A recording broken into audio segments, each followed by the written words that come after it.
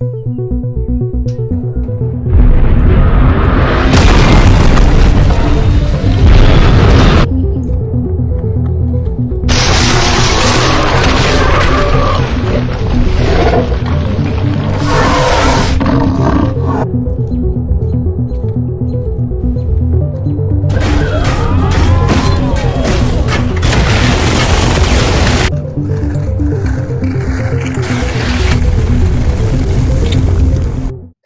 velocity, okay? Which this is still true, okay? This is classical momentum. This expression is still true, P equals m times v for particles that have mass. We're just sort of adding to this concept of momentum. So now photons also have momentum. Well, this was pretty groundbreaking, and eventually de Broglie started to wonder, well, now this expression is definitely true, and we know that photons have a wave nature. This also solved a big question about light. Is it a particle or is it a wave? And the answer is that we found using quantum mechanics is that it's both. It's not just a particle, and it's not a wave, it's both. So particles have a wave nature. And so he started to realize, well, what if this expression, this works for photons? What if it goes the other way? What if this works for matter as well? And if we wanted to find the wavelength of matter, we could use this expression. So then to find the wavelength of matter, it would just be h divided by p. This is the wavelength of a particle.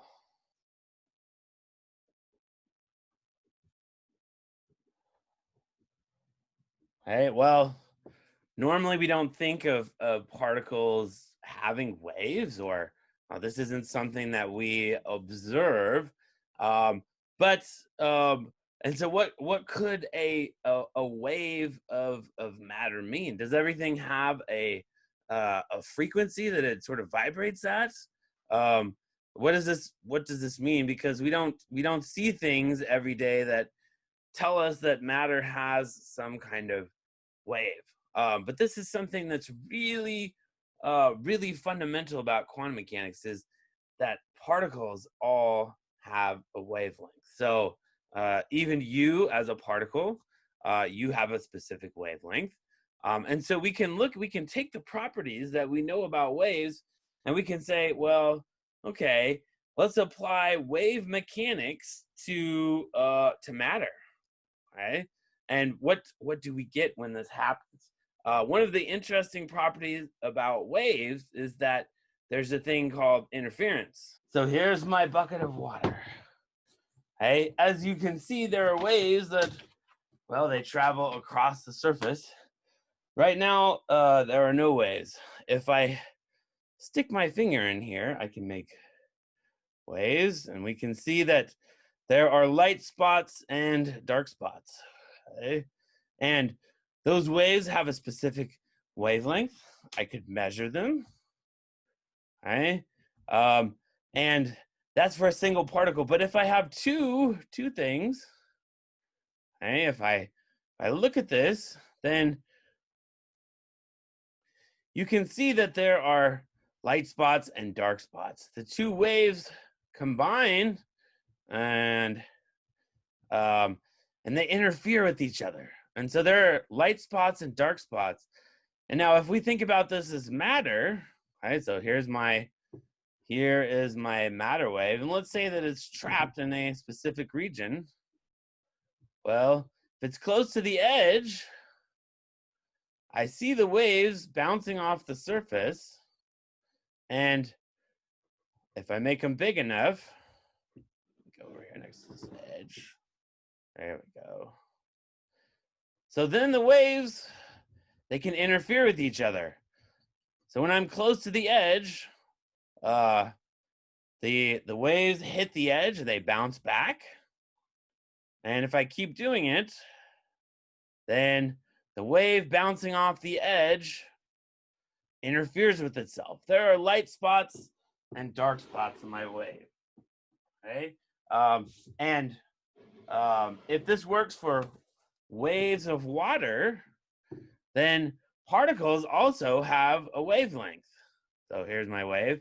And if particles have a wave nature, then they can interfere with each other, or it can interfere with itself. Okay, so let's say I have, say, 2 slits in my experiment. And I'm going to,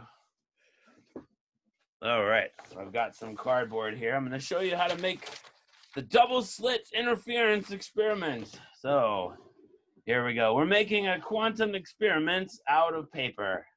All right, so I'm going to take my knife. I'm going to cut this off. And I'm going to make 2 holes here. And we'll see if it works. And I'm going to put my holes like this. Okay, so I'm cutting out my cardboard here. And we're going to show that there is interference. And I think putting a mark on my desk here. That's okay. This desk was actually my son's crib when he was a kid, and I turned it into a desk. Okay, so we're going to make the slits about the same size here. There we go. Then we're going to put these into the water. Cut this off. Cut this one off. There we go. All right, so we've got our interference slits, and we're basically doing quantum mechanics. So as I put this in the water, the waves can travel through the hole. All right, so let's put it here. And I'm going to, on the back here, get my light. All right. Oh, I didn't make my slits big enough. Oh, they need to be taller. Oh, okay, it's okay. Sometimes the experiments don't always work the first time, but that's okay. We're going to try again, and you could do this later. Get your own piece of water. Sorry, not piece of water. Your own double slits. Oh, and apparently my slits were biodegradable. There we go. We're going to start over. And then we're going to get to the math later. The math is what everybody's waiting for. I know that's why you watch my videos. It's for the math, not the experiments. That's fine. Okay, so here's the experiment. We've got our double slit here. Now we're going to cut this out. You need a sharp knife. A scissors would be better, but this is what I could grab in 10 seconds. Okay. All right. So now we're gonna put this in here. Okay, there's our slit. And we only have a few seconds because it's going to dissolve probably. So I will start making waves over here. Oh yes, you can see it. And when I do this,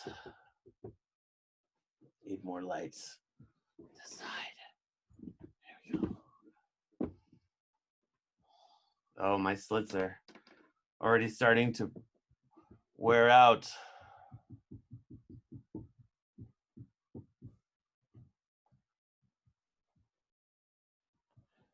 Yes, you can see.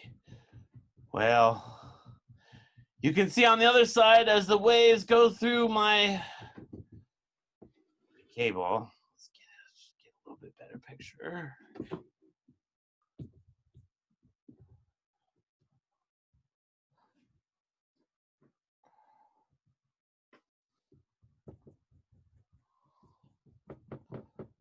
There we go. The waves interact with each other on the other side of those slits. Is it better over here? There we go. Now, oh, there we go. All right. We need bigger splashes.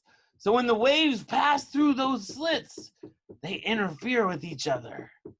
Okay, so there are spots of, if I just take this out, then I just have a sort of continuous wave there. Okay, but when I put the slit in there, there's some interference.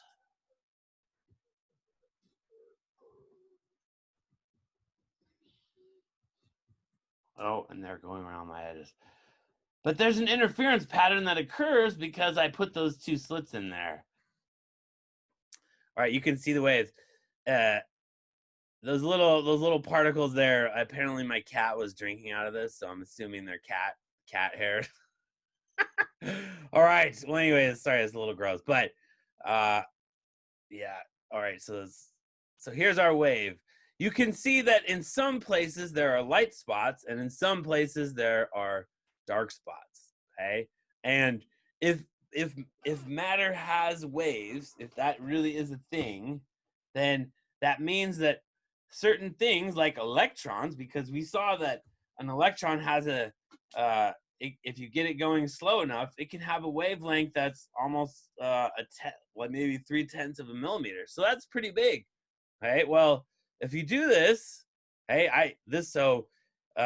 these waves interfere constructively. Where you see the light spots, we'll say that's positive interference or constructive interference, and the dark spots would be destructive interference. Okay, and so that means that the amplitude of my wave then is positive in some places and negative in other places. All right, and when we talk about matter waves, because we mentioned before, well, we'll get to that in a minute, but let's talk about interference. All right, so let's say I have these two slits here, and over here I make some waves. Now as these waves pass through my slits here, I see a pattern on the other side. Okay, so there are light spots and dark spots, and the wave itself, after it passes through these two slits, is interfering with itself. Let me get a blank piece of paper. This will be better. Yay! Oh, I guess I was making waves on my Bose-Einstein condensate there. That's cool. Okay. So now if I make waves over here, then if I do really big, on the other side of the page, you can see there are places where I get positive interference and negative interference. Oh, and there's chunks of stuff floating in there. All right, let me draw this again with my pen. So here were my two slits. There's one slit, and here's another slit. Okay, well, as the wave passed through the two slits, it came from one source here, okay? Then we saw that I get new wave fronts that come out from each slit, and they kind of go like this. Okay, here's one. And then from the other slit, they look a little something like this. All right, I'm going to turn off the background there because it's really distracting and weird. Okay, so let's say that these lines are a crest of a wave, and that means that a spot right here, and we saw that those were light spots. So if where the pen mark is a light spot, then right here would be a place where they interfere constructively. And over here, this would be a place where they interfere destructively.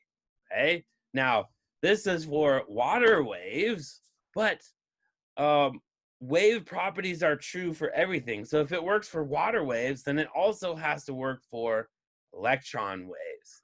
Now, what does that mean? Well, let's go to Mathematica for a second before we get too crazy, and let's look at some plots of a sine wave.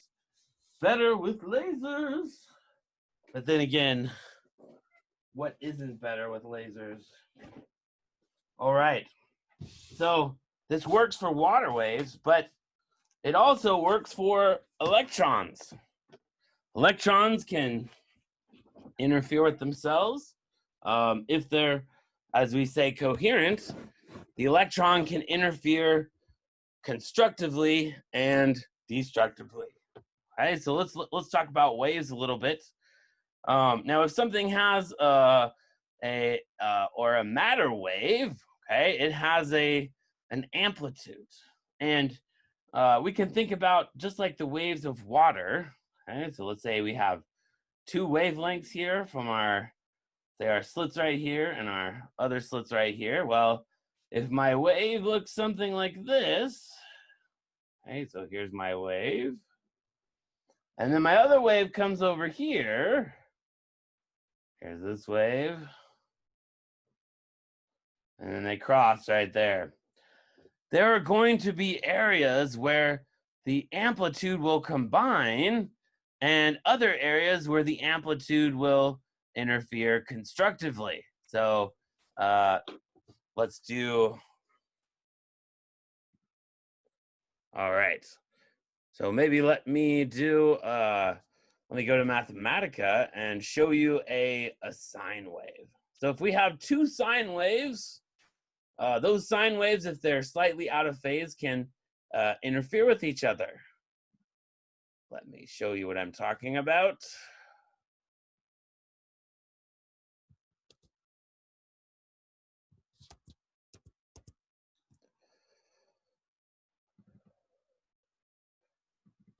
All right. So let's imagine that a particle is behaving like a wave, and we'll represent it with a sine wave. We'll say plot sine of x. There we go. I'll say x times 2 pi. And I'm going to plot this. So I'll go from x from 0 over to 2 pi. There we go. And oh, it doesn't like the round brackets, it likes the square ones. Oh, we missed a bracket. There we go. All right. So here's our sine wave. Now, if we have another wave in here, so this is for one wave, there's no interference. But let's add a second wave, and let's see what interference looks like in our wave here. We'll say plus sine of 2 pi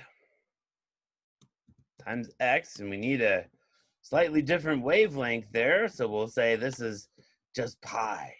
Okay, so let's see what this looks like. All right, well, and we'll say that we'll make this frequency much smaller. We'll give it a frequency of 0.1. There we go. And we will, yeah, there we go. Oh, this isn't working the way I thought it would be. But that's okay. Man, some things just don't work. All right, so this one's 2 pi. And, but some places, the waves interfere constructively and destructively. Let's look at sine. All right, let's say, oh, I know what we're doing wrong. We need to move this by pi. So we're going to shift it by a factor of pi. There we go.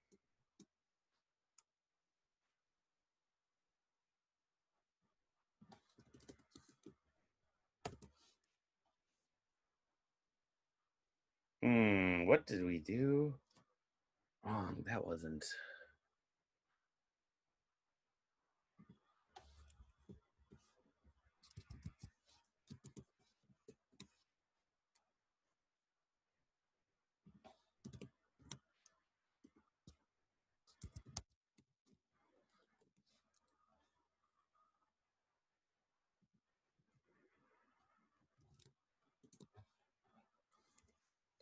Well, let's just change this to cosine. All right, if I take a cosine and a sine wave and I add them together, what do I get?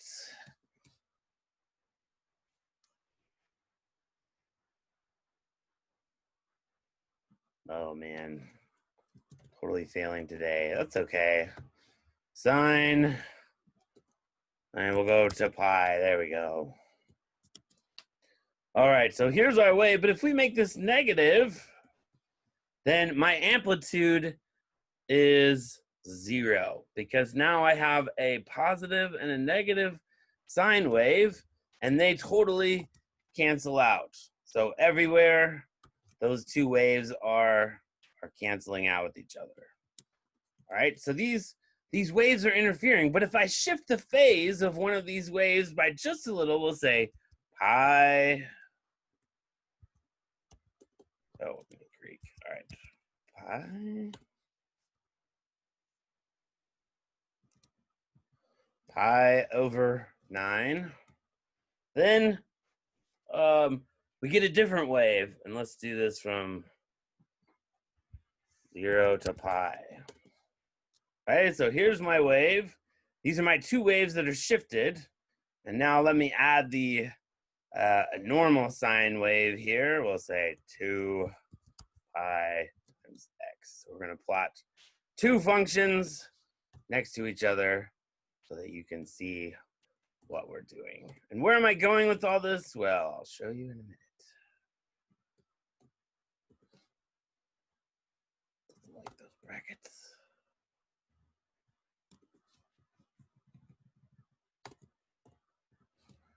Here we go. Okay. So the normal sine wave goes up here. It goes up here to with an amplitude of 1. That's the blue one. That's our normal sine wave. Right? And the orange one are the combination of our two waves here that are interfering constructively and destructively. And if I make them only slightly out of phase, that means over here I'm adding a phase factor, then I can make the amplitude get smaller and smaller, because as I make the phase less and less, it almost goes to 0. I can make these two waves go to 0 just because I am shifting this by only a tiny amount. Then they are interfering destructively. All right, so now, what does this mean? Well, it means that photons can interfere with each other, but also matter waves can interfere constructively and destructively. Now, what does that mean? What does it mean if a matter wave interferes constructively and interferes destructively somewhere else? Well, one implication is, let's say that I am a particle. He calls me the Wisby particle. It means that I could suddenly wake up on another planet. I could wake up on Venus tomorrow. You might say, well, how would this happen, Dr. Wisby? The answer is because I could interfere there constructively. I could just end up somewhere else. And if it happened at just the right time, I would wake up and I'd probably stop breathing, because you can't breathe on Venus, obviously. But you could teleport to other locations. You could say also, if you were driving your car, you could drive straight at a brick wall and somehow just end up on the other side. So let's say here's my barrier. I don't know what book that is. I think it's the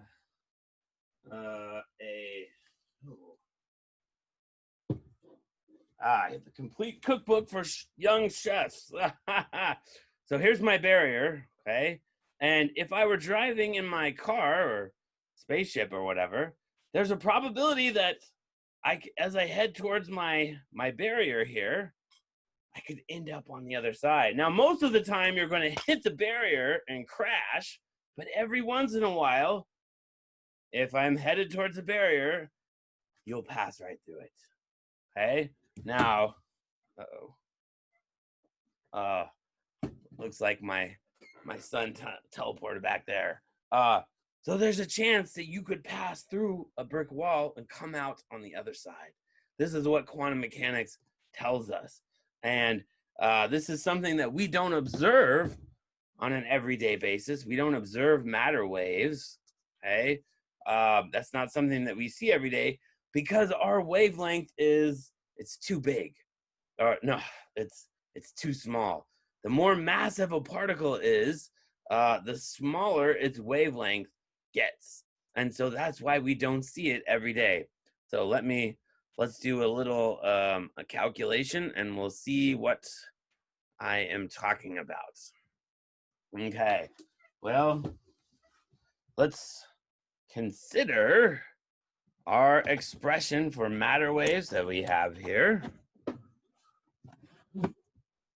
All right, so we have that lambda equals h over p, and let's say that lambda is equal to h times m times v. Okay, so this is a particle's velocity. Whatever it is that you're trying to calculate the wavelength of, we need to know its velocity. And here's your mass. All right, so whatever the particle is, it doesn't matter if it's a human or an electron. So let's compare the wavelength of an electron versus that of, say, my son, Ben. And we'll say he weighs about 30 kilograms. Okay, so my son has a mass of 30, we'll say 30 kilograms. Okay, then we're going to compare this to, this is the Ben particle, and we're going to compare this to the mass of an electron. Okay.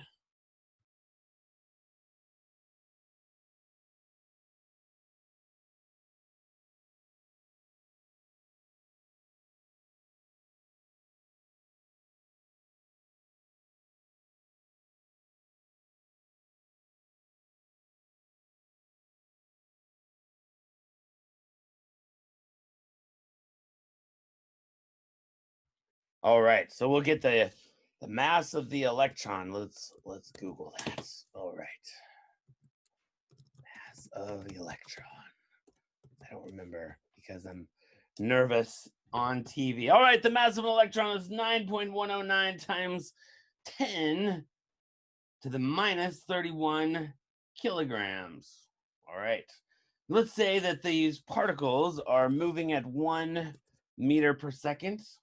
Right, let's say our velocity here is 1 meter per second, or what the heck, we'll say 2. Let's make it spicy. All right, so our particles traveling at 2 meters per second. Who's gonna have the biggest wavelength? We need to know what H is. H is, we want to use joules. Okay, so H, Planck's constant in joules is equal to 6.63 times 10 to the minus 34 joules times seconds.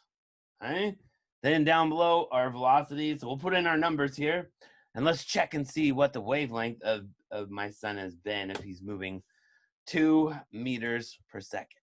All right, because this is important because we want to know, well, you don't usually observe these things in your everyday life. So how do we know that they're real? And interestingly, quantum mechanics is probably the most accurate theory in physics, even though it's maybe the weirdest. Okay, so let's plug our numbers in here. 6.63 times 10 to the minus 34 joules times seconds. Then his mass is 30 kilograms times 2 meters per second. Okay, so our seconds are going to cancel out here. And then we're going to have, yeah, we want it to be in, yeah, we'll worry about the units later. Let's think about joules. What units does joules have? Well, joules are Newton meters. Okay, so we're going to need to deal with that. And 1 Newton is a kilogram because it's, yeah, it has, no, wait, joule, we can think it has kilograms times meters squared per second squared. That's the 1/2 mv squared, so 1/2 mv squared. So it would be kilograms times meters squared per second squared. All right, so there's our units. All right, and this is important because this should end up in meters. All right, so this, we can plug this into Mathematica. And oh, down here on the bottom, we've got 30 times times 2 there. That's 60. Okay, so this will be 6.63 times 10 to the minus 34. And down here, we're going to have 60 kilograms times meters per second. And we're just going to change this. We're going to say this is 600. We're going to ignore those other things just for the sake of fun. And so now that 6 is going to go away. I'm going to take off a 0 there. So that'll give me one more 0 up here. So his wavelength is going to be on the order of 1 times 10 to the minus 35, if I did everything right, and I probably didn't. So then on the top here, we've got joules, which is, it'll be kilograms times meters squared divided by seconds squared. All right, and then in the denominator, I'm going to have a kilogram meters divided by seconds. Right, and that was meters per second. Oh, I got a second up there. I had a second up here. All right, so my seconds are going to cancel here.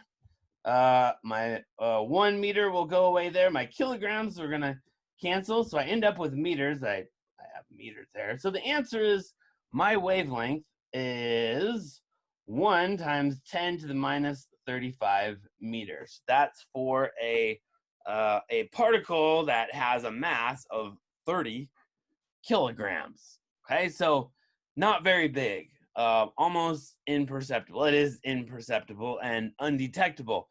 But now let's look at how this changes if we use a mass that's much lower. So our the mass of our electron here. All right, let's just go right over here. All right, so we're going to plug in our numbers again. So lambda is going to equal, we're going to say 6.63 times 10 to the minus 34 joule seconds divided by, and we're still going to have 2 meters per second down here. So 2 meters per second for our velocity.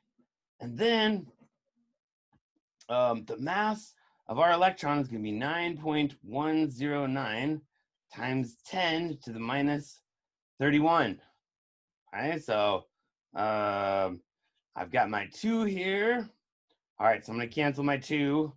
So I'll divide this by 2. This will give me on the top there. Actually, I'll just, so this will be 3.317 up here times 10 to the minus 34 divided by 9.109 times 10 to the minus 31. Okay, so we're going to say this goes away, this goes away. I'm just going to throw out those ones that they're small. And this will give me 1/3 or 0.33. Yeah, we'll go with that. 0.33 roughly times 10 to the minus 3 meters. Wow, look at that, guys. Now our wavelength is about a little bit less than a millimeter. Wow. Okay, so this is pretty amazing.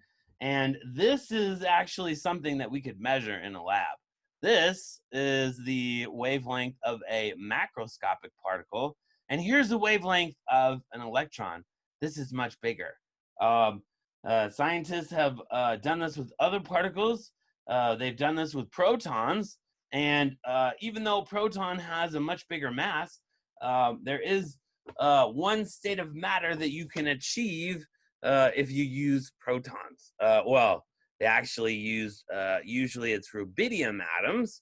And if you do this, they can cool the rubidium atoms down to a nanokelvin, which is very cool.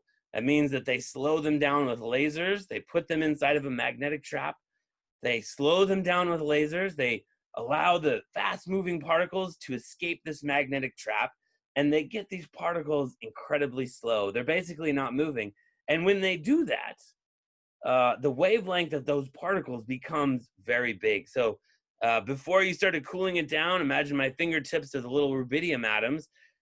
You can distinguish them, but as you get it colder and colder, that goes away, and the wavelength of each rubidium atom gets really, really big. It gets so big that they start to overlap.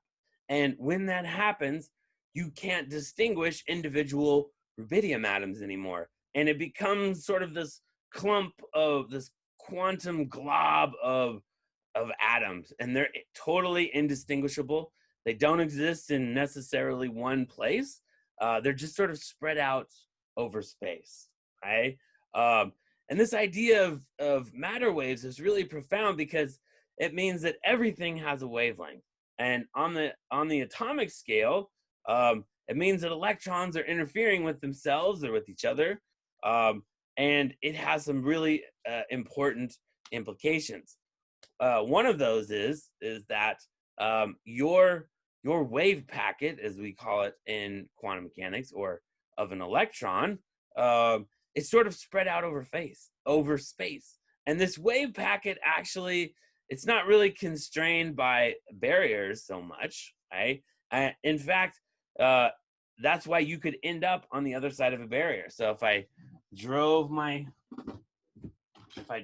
imagine this is an electron now, and I go towards this barrier, well, my electron sometimes will pass through this barrier. It has a very low probability, but it can happen. And when that happens, it's because the electron interfered constructively on the other side of the barrier. Okay, so because when we have an electron, it has a wave packet that's spread out over space. And I'm going to talk about what that means, but the electron can interfere with itself constructively or destructively. And sometimes the electron will interfere constructively on the other side of the barrier. Okay, so 1 minute it's here, the other minute it's here. How did it get there? Well, it just interfered constructively. And this gets at a deeper question about what's real. Because when we say that something is at a certain position, that means that we measured it. And so we say, all right, this electron, I know where it is. I measured it. It was right there. So the takeaway from this is technically you could reach through the phone to smack your annoying little brother. Maybe. The probability of that happening would only be once in the entire history of the universe. And I don't know if it would work with just an arm. Maybe you could teleport to your brother and give him a smack, but then you'd be stuck there. And since it only happens once in the history of the universe because you're a large particle, you can't get back. So you're stuck there forever. Okay, well, so today we discussed that all particles have waves, and those waves can interfere with each other, which means that you could wake up one morning and be somewhere else just because you interfered there constructively. You could also be driving in a brick wall and end up on the other side just because you quantum tunneled through the wall. So thanks for coming today. We're going to talk more about quantum mechanics because I love it, and it's one of the coolest things in physics. All right. So for one sine wave, okay, I have this top plot here. Okay, so nothing too freaky here. Okay, we're going to go from 0 to 1. All right. So as I go from 0 to 1, then my amplitude would look something like this. So if sine waves were the wave function of my wave, and let's say it existed inside of a box like this, then this would be what my my particle amplitude would be. So in some places we see that, all right, we have a large positive amplitude and a large negative amplitude.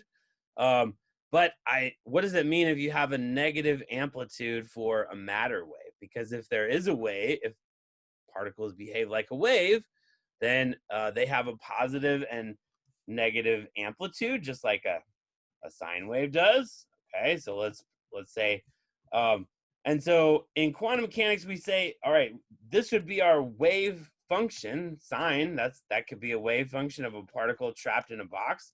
But if I wanted to find the probability, I would take the square of this, and that would be my probability of where I could actually find the wave. Okay, so the square of the sine function, this would be areas where I can find my electron. Okay, so let's say right here, then I would have a high probability of finding it either at the top here or at the bottom here. In the middle, where the amplitude of the particle is 0, then my probability is 0. The orange one is the probability of finding my particle, and the blue one is my electron trapped in this box. Now, okay, so that's weird because it's almost like the electron is sort of interfering with itself. Let's say that was the first, that's the second energy level. For the first energy level, so if we're a particle in a box, okay, this would be my amplitude. The blue one's my amplitude, and the orange one would be my probability. Okay, so let's talk about matter waves. Oh, and I could have it be either positive or negative. So let's put in another wave function for the negative amplitude. We'll say this one is negative. All right. So the blue one and the orange one are the wave packet of my electron, and the green one is the probability of where I'll find it. Okay, so but let's talk about and that's if it has a wave nature. But let's talk about interference. Okay, so let's say if we look down here at the bottom one, for a normal sine function, okay, let's say this will go from 0 to 1. All right, for a normal sine wave here, this is just a typical sine wave. It has a negative and positive amplitude, but if I put two sine waves that have a phase really close to each other, so in this one I have I'm off by a phase shift of pi over 50, so it's off by just a little bit, and it's negative. Well, those two things cancel out, okay? And so now I get destructive interference. My amplitude almost goes to 0, okay? Whereas if I'm out of phase here by, say, pi over 2, then my interference is much lower. Or I can make my interference go away.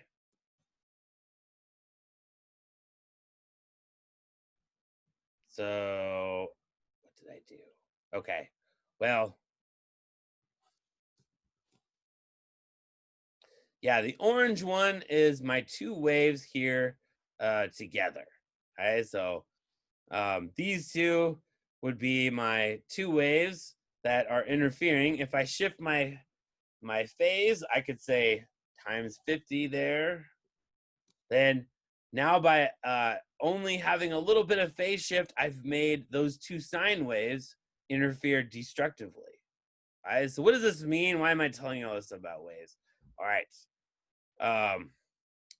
The point of this is that a particle can interfere with itself.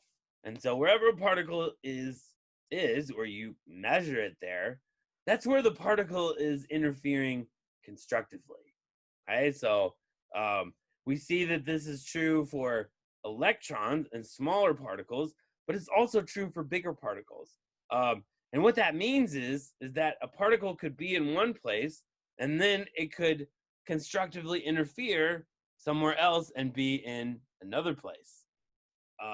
And so basically, if we could observe quantum mechanical effects in our everyday life, it would mean that you could basically drive at a brick wall and you could end up on the other side of it. So let me find there's my spaceship. Okay, so let's say that this is a brick wall and my car is driving at the wall. There's a certain probability that as you go through the wall, you'll just end up on the other side, okay? And that's called quantum tunneling.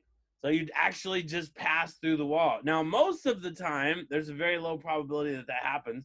Most of the time, you'll just hit the brick wall. So you'll hit the barrier and bounce off or get in a car crash. But every once in a while, if you do it enough, and we don't see this for big particles, but for electrons, it happens all the time. The electron will just pass through the wall. At one moment it will be here, and then the next moment it'll be over here. See that? It can tunnel. So it's going to the wall. Oh, it tunneled. Did you see it? But most of the time it's just going to hit the wall and bounce off. This is called quantum tunneling. So a particle is incident on a barrier, and there's a certain probability that it will end up on the other side. Okay, so somebody said, so just keep crashing cars until one of them gets through. Unfortunately, the probability of that happening is for a macroscopic object is only once in the history of the universe. So there's a chance that you might wake up tomorrow and be on the surface of Pluto. It's very small. It probably won't ever happen, but it could. It doesn't happen for bigger particles because remember that the wavelength for something that weighs 30 kilograms is on the order of 10 to the minus 34 meters. So the chances of that happening are very low. But when you get down to something that's with the mass of an electron and it's very cold, we can actually observe these effects. Things can interfere with themselves, and it happens all of the time. But if there's a barrier, sometimes things just tunnel out of a barrier, meaning they'll be here one moment and then on the other side of the barrier the next.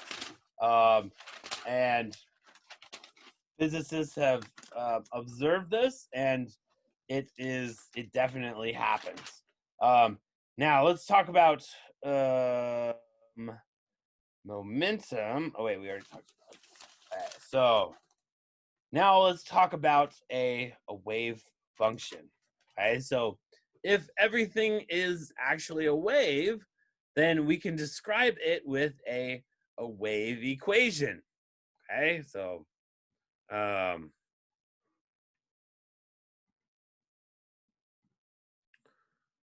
all right, so now we're going to start talking about Schrodinger's equation, right? And what does that mean? Because if everything can be described as a wave, then we can say, all right, for any particle, I can write down an equation like this.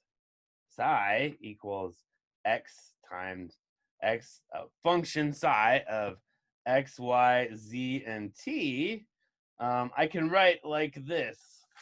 Time will equal another function of x, y, and z times an exponential, which is e minus omega t. So this is just a function, okay?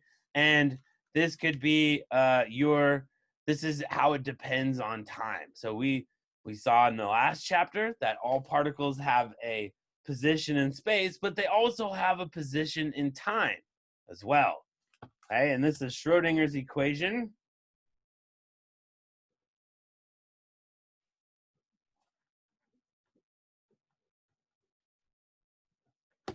And here our omega is the angular frequency. So omega is equal to 2 pi times f. Okay, this is for a particle. Now, as I mentioned before, we said, well, for let's say a particle in a box. Okay, so here we have some box. Okay, then and we'll say that the walls of our box are pretty hard. Okay, so if we put let's say we're going to put our electron inside of this box somewhere. Now, when we go to measure our electron, we might find that it's here, but then when we measure it again sometime, we might find that it's over here. Okay, well, let's write a little wave function here for the position of our wave, and we're just going to use one dimension. Okay, so we're going to say that y is equal to, we'll say sine of k times x. Okay, so this is our wave function. Now, our particle for the first energy level, it can't exist in the barrier, but it can exist out here somewhere like this. So if a particle is a wave, okay, well, just like if this were a guitar, if you had a guitar string with two posts on the end, then as you pluck that guitar string, it's going to vibrate like this. Okay, so it'll exist somewhere like this. Now let me show you what I'm talking about another way. With, say, a cable. I can undo this cable. All right, I've done it. Here we go.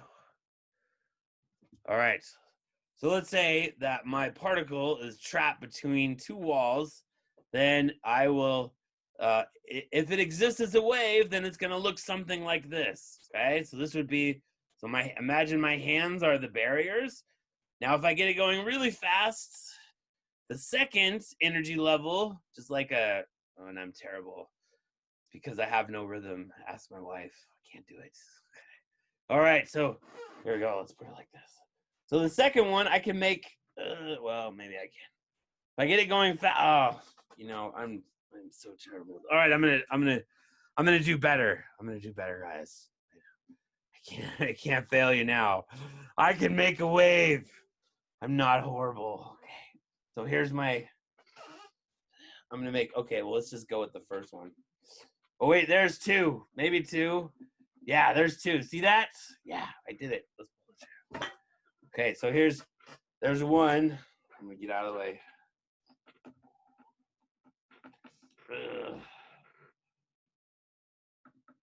Well, that looks like the third energy level. I'll pull my string a little tighter. Okay, there's me. Okay, that's a messed up thing. Well, if you are into music at all, right? Let's say that a string vibrating between two rods. The first one will it'll be a nice arc. You'll have an anti-node at the end, or no, you'll have two nodes at the end, and in the middle you'll have an anti-node, and it will look something like this. Okay, so this will be the first one. This would be our first energy level. Okay, the second energy level would look something like this. Okay, we'd have our wave function would look like this. Okay, so it has a wavelength here, but it can only exist in this. It can only go from this spot, from this configuration to this configuration. There can't be anything in between, because if there was, then inside of this barrier, the probability of finding our particle would be non-zero. So if this is our wave function, okay, the probability of finding the wave function would be the square of this, the absolute value. And what does this mean? Well, it means, say, take y of x and take the complex conjugate of psi. Sorry, I said y, I meant psi.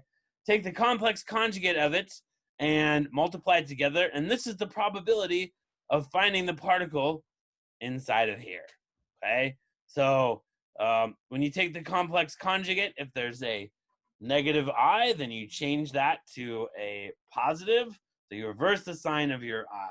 Okay, so for a particle in a box, this is our wave function.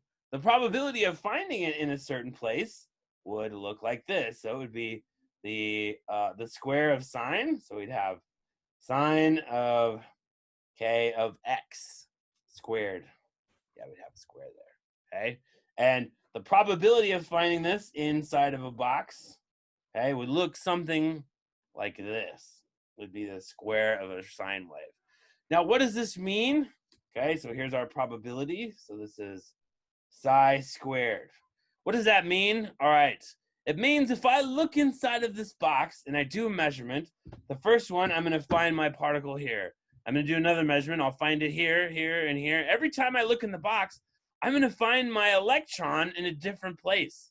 So if I look in the box 1,000 times, this is where I will find my electron.